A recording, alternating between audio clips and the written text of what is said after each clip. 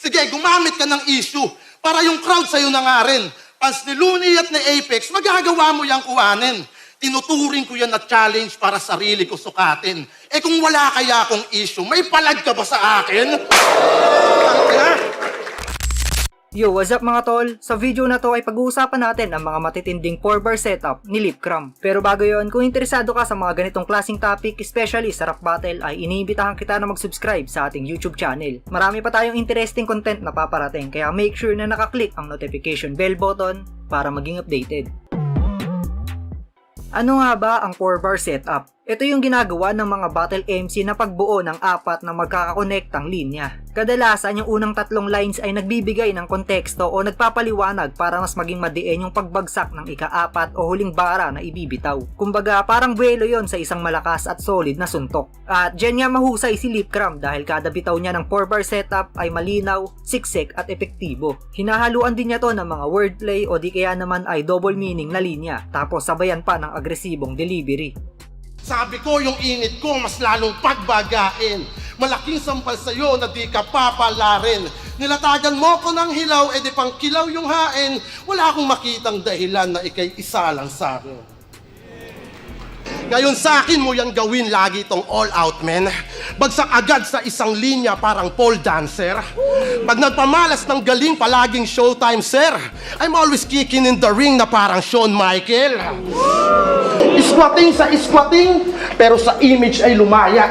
At sa executive na village, mas pinili niyang gumala. Usapang battle ay dailes, pare hindi mo ko kaya. Sa hood ng home along dariles na natiling sunog baga. Kaya pa, ito na ba yung batang henyo na nanggaling pa ng gubat? Pwes daig ko pa minero kapag ako ang nanghalukat. Sick daw tong kalaban ko, wala na daw makakalunas. Pero pag silip kalaban mo, mahahanapan ka na puta!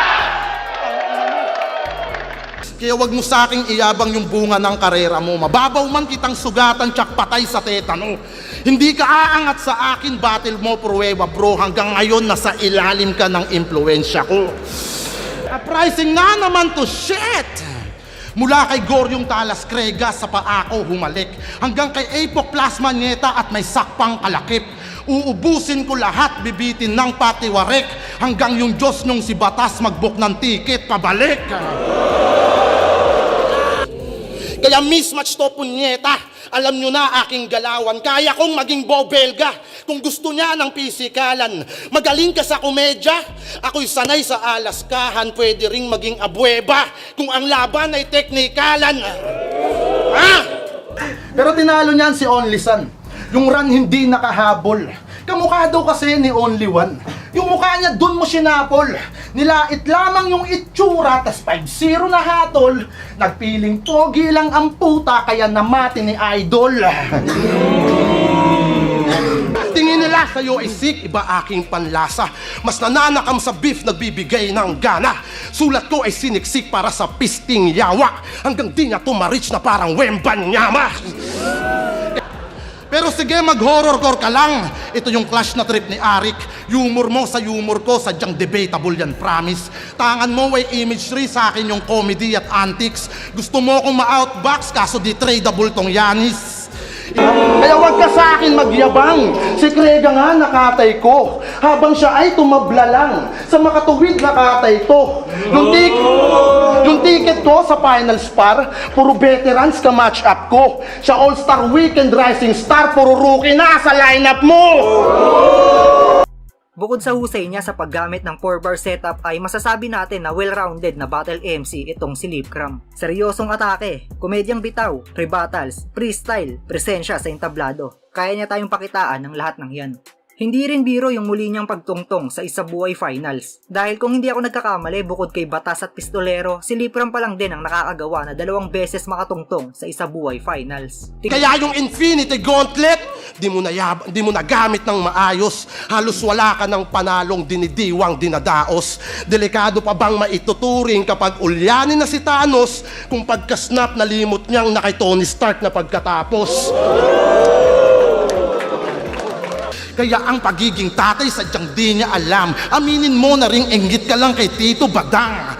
Ang magkaroon ng mag-ina doon si Tiho Takam, hangad nga na inaanak hanggang pangninong na lang. Kaya yung sigaw niya at pitik na tumatak na kalaunan, di nyo na maririnig, batapos ko na siyang tabunan. Mawawalan niya ng imik ngayong landas nagkadaupan, linya ko yung panggilit na sasayad sa lalamunan. Kasi nga babae ka, banggitin mo edits ko, lahat sila isasang-ayon. Lumuhod ka, tsupain mo ko. Mga tao ay magwawala doon. Pinapractice mo yan sa bahay nyo? Maghapon mong ninangawa yun? Proud kaya yung nanay mo ngayon sa narating mong nayon? Yung sarili niya nilalako nang dahil sa tuwang-tuwa kayo. Ang entablado ay konsyerto mo, ba't ikaw na yung nilalaro? Anumang bilang ng palakpak at halakhakan yung natatamo, yun din yung bilang ng mga tao na wala namang concern sa'yo.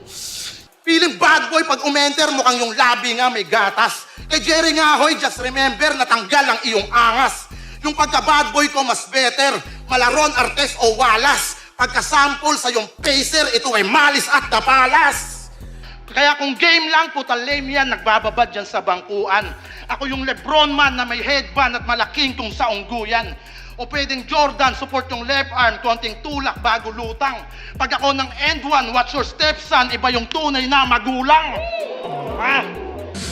Tapos yung DDS laging ngawa nyo para tunog astig sa tao. Tirador ako, hitman ako, di naman bagay sa mga mukha nyo. Dahil ang tunay na may tira at hamak na mas delikado kapag yung Glock tahimik na dinadala ng simpleng tao. Pinapatay dito yung pusi kaya pardon king. Ultimo bayaw hindi ka maa-arbor king. Suot mo pa baluti mo at magpaka-warrior king. To'y iron fist na parang Tekken, wasak yang armor king. Gaya ng sinabi ko kanina, kaya nagiging epektibo yung pagbuo ni Lipcram ng 4-bar setup ay dahil sa naipapaliwanag o nailalatag niya ng maayos yung punto o yung nilalaman ng bara. Hindi niya sinasakripisyo yung konteksto para lang maging maganda yung pagkakatugma. Nakapattern pa rin pero malinaw niyang naihahatid sa atin. Ako ang yung naging sandalan para tumibay sa gitna. At nung ligaw pa sa larangan, tinuro gamitin yung tinta. Sa nilakukong kaalaman na ambunan ka ng tinda, kung nasa pasarapan ka man ng ulam, sa akin ang galing yung timpla. Kaya dapat nang pigilan ka ng gana nyo ay magbalik. Ginalingan ko ng sadya yung pagsampa sa tournament hanggang mag-champion at ang ring sa kanya ay ipagdait. Habang siya ay nag-i-stream, ako magtatanggal sa net! Huwag mo akong daanin lang sa gulang, di mo ako masisilat, oops. Mananatili kang banu dyan at irrelevant dude. Wala kang sense, wala kang substance, wala kang skills na na-prove. Wala kang SSS, wala kang veteran's move. Talo man sa kalye to, hangad pa rin magpunyagi. Dalawang ruta yung biyahe ko, balikan kong tinatahi. Tinuring kong garahe, oras lamang ng pagkakape. Ganyan to lumagari, Jonas, pati dos bordos sate. Paglinya daw namin usapan, linya ko mahuhuli. Pero itong laban parang tatulang, mas masakit na pagputi. Siya daw palakit sa akin upang kampyonato'y mauwi. Walang tinek sa lalamunan sa sinilang na suwi. Sige, gumamit ka ng issue para yung crowd sa'yo na nga rin. Fans ni Looney at ni Apex, magagawa mo yung kuhanin. Tinuturing ko yan na challenge para sarili ko sukatin. Eh kung wala kaya akong issue, may palag ka ba sa akin? Pagiging smuggles mo litaw pero hilaw ka pa sumulat. Kung ibabase sa bitaw, malabo ka, di niya katulad. Kaya malayo na ikaw ay makachamba, makausad.